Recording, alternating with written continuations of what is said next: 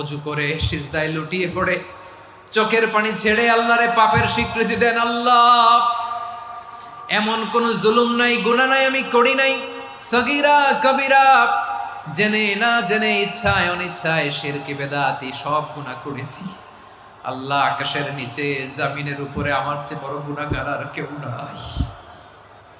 চোখের পানি ছেড়ে আল্লাহরে বলেন, আল্লাহ, আমি ছাড়া তোমার গোলামের অভাব নাই, তুমি ছাড়া আমার দ্বিতীয় কোনো রব নাই, তুমি ছাড়া তো কেউ আমার গুনাহ ক্ষমা করার নাই, তুমি আমার রব, তুমি আমার সব। বলতে পারবেন? এই তাকরীর আমার পটুয়াখালীর ভাইরা, এই স্বীকৃতিটা দেখতে আল্লাহ বড্ড ভালোবাসেন, কারণ আমরা সবাই গুনাহগার। আমরা সবাই কি? বিশ্বনবী বলেন, কুল্লুকুম খাত্তাউন, বানি আদম, তোমরা সবাই পাপী। সবাই কি? সবাই পাপী। আমরা সবাই পাপী, আপন পাপের বাটখারা দিয়ে অন্যের পাপ মাপি। আমরা যে পাপী এটা ভাবতে মনে চায় না কারো, খালি অন্যের পাপ দেখি আমরা, এটা ভুল। ওর এই পাপ, ও পাপী, ও জালেম, ও জাহান্নামী, এরকম একটা টেন্ডেন্সি। আমার যে কি হালাত এটার খেয়াল নাই।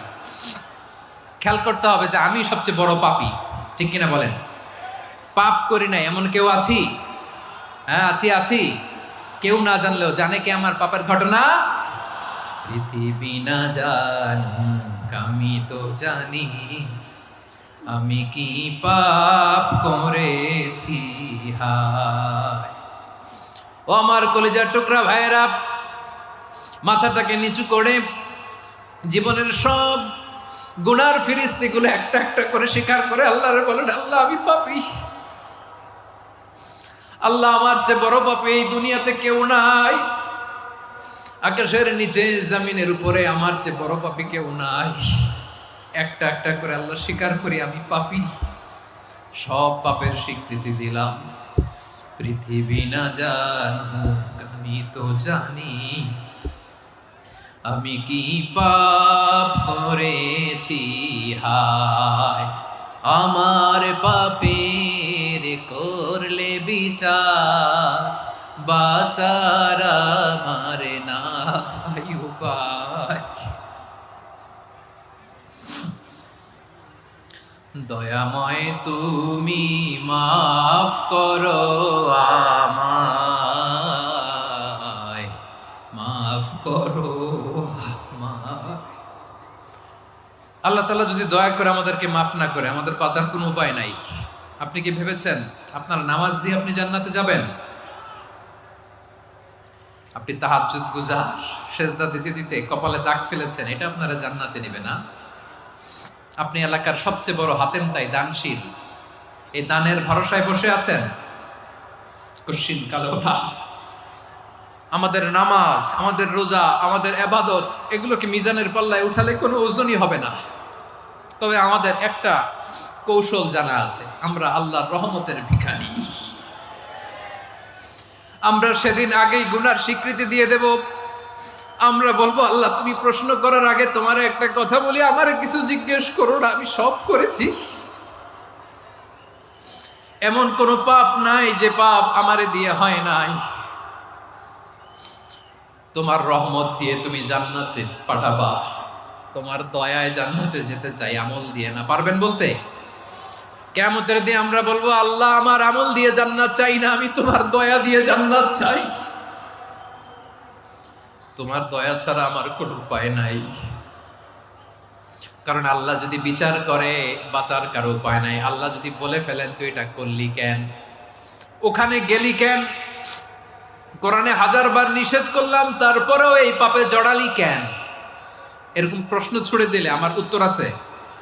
বাঁচার কোনো উপায় আছে? রোজ হাসরে হে আল্লাহ আমার করোনা বিচার, আল্লাহ করোনা বিচার। বিচার চাহি না তব দয়া চাই, এ গুনাহগার, আল্লাহ করোনা বিচার। আপনার আমল দিয়ে জান্নাতে যাবেন? কি দিয়ে যাবেন? আল্লাহর দয়া দিয়ে। আল্লাহর রহম আর দয়া ছাড়া কেউ জান্নাতের চেহারাও দেখতে পাবে না। আমার প্রিয় ভাইয়েরা, এই দোয়া আল্লাহর কাছে পছন্দনীয় হওয়ার কারণ 3টা। দোয়ার প্রথম অংশে আছে তাওহীদ, আল্লাহর একত্ববাদের ঘোষণা। এই দোয়ার দ্বিতীয় অংশ আছে তাসবিহ, আল্লাহর প্রশংসা সূচক বাণী। এই দোয়ার 3 নাম্বার অংশ পাপের স্বীকৃতি। তাহলে আমরা সবাই গুনাহগার, আমরা আল্লাহর কাছে পাপের স্বীকৃতি দিয়ে বলবো, ও আল্লাহ ইন্নী কুনতু মিনাজ জালিমিন, আমরা জুলুম করেছি, পাপ করেছি, অন্যায় করেছি, আল্লাহ বুঝতে পারি নাই, শয়তানের ওয়াসওয়াসায় পড়ে, বন্ধুর পাল্লায় পড়ে, নফসের খায়েশ মিটাতে যে আল্লাহ করে ফেলেছি। তুমি গুনাহ না মাফ না করলে আমাদের গুনাহ মাফ করার দ্বিতীয় কেউ নাই, ঠিক কিনা বলেন? এভাবে অনুতপ্ত হয়ে যদি আল্লাহর কাছে দোয়া করেন, দেয়ালে পিঠ থেকে গেছে, কোনো রাস্তা নাই বের হওয়ার, ওই মুহূর্তেও আপনাকে বিপদ থেকে উদ্ধার করবে কে? বিশ্বনবী চরম বিপদে পড়লে 2টা দোয়া পড়তেন। প্রথম হলো এটা, লা ইলাহা ইল্লা আনতা সুবহানাকা ইন্নী কুনতু মিনাল জালিমিন। এই দোয়াটা আমরা বেশি বেশি পড়ব প্রিয় ভাইরা, রাজি আছেন? সবাই আওয়াজ করে পড়ুন ইনশাআল্লাহ। আমার প্রিয় ভাইয়েরা, বিপদে পড়লে বিশ্বনবী আরো একটা দোয়া পড়তেন, লা ইলাহা ইল্লাল্লাহুল আযীমুল হালিম, লা ইলাহা ইল্লাল্লাহু রাব্বুল আরশিল আযীম, লা ইলাহা ইল্লাল্লাহু রাব্বুস সামাওয়াতি ওয়াল আরদি ওয়া রাব্বুল আরশিল কারীম। এই যে বললাম, রেকর্ড হয়ে গেছে, এখন তো আর ইনস্ট্যান্ট মুখস্থ না হলো, পরে মুখস্থ করে নেবেন। আল্লাহ ছাড়া কোনো উপাস্য নাই, তিনি সুমহান, মহা সহিষ্ণু। আল্লাহ ছাড়া কোনো উপাস্য নাই, তিনি সুমহান, আরশের অধিপতি। আল্লাহ ছাড়া কোনো উপাস্য নাই, তিনি আকাশের মালিক, জমিনের মালিক, তিনি সুবিশাল আরশের অধিপতি। সুবহানাল্লাহ পড়েন। এই দোয়াটা কেউ যদি পড়ে যদি এর ওসিলা করে দোয়া করে, তাকে বিপদ থেকে মুক্তি দেয় কে? মনে থাকবে আপনাদের? তাহলে বিপদের প্রথম ধাক্কায় কি যেন পড়তে হয়? ইন্না লিল্লাহ। তারপরে কি বলে আল্লাহর কাছে নিজেকে সঁপে দিতে হয়? দেয়ালে পিঠ থেকে গেলে লা ইলাহা ইল্লা আনতা সুবহানাকা ইন্নী কুনতু মিনাজ জালিমিন। 2 নাম্বার হচ্ছে লা ইলাহা ইল্লাল্লাহুল আযীমুল হালিম, লা ইলাহা ইল্লাল্লাহু রাব্বুল আরশিল আযীম, লা ইলাহা ইল্লাল্লাহু রাব্বুস সামাওয়াতি ওয়াল আরদি ওয়া রাব্বুল আরশিল কারীম। মনে থাকবে? ইনশাআল্লাহ বলেন সবাই, আওয়াজ করে সবাই ইনশাআল্লাহ। অনেক সময় এমন হয়, হঠাৎ বিপদের সম্মুখীন হই আমরা, রেডি হয়ে বের হইছে অফিসে, হঠাৎ অ্যাক্সিডেন্টে পড়ে যাই, হঠাৎ পেটের ব্যথায় অজ্ঞান, এরকম হয় না? আপনাদের হয় না? বিষ্ণু ইসলাম বলেন, আকস্মিক দুর্ঘটনার বিপদ থেকে যদি কেউ বাঁচতে চায়, সকাল সন্ধ্যা যেন প্রত্যেকে এই দোয়াটা পড়ে।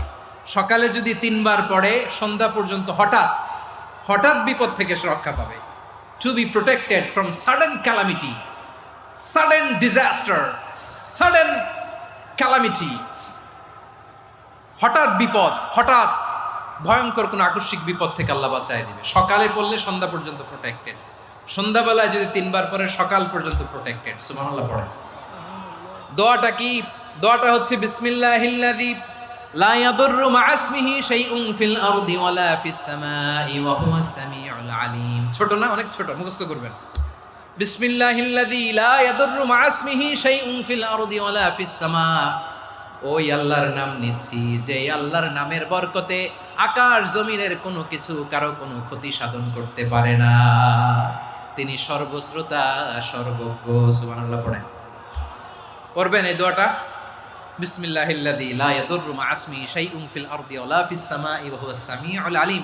ফজরের পরে 3 বার, মাগরিবের পরে 3 বার যদি কেউ পড়ে, প্রোটেক্টেড, যে কোনো হঠাৎ বিপদ থেকে প্রোটেক্ট করেন কে?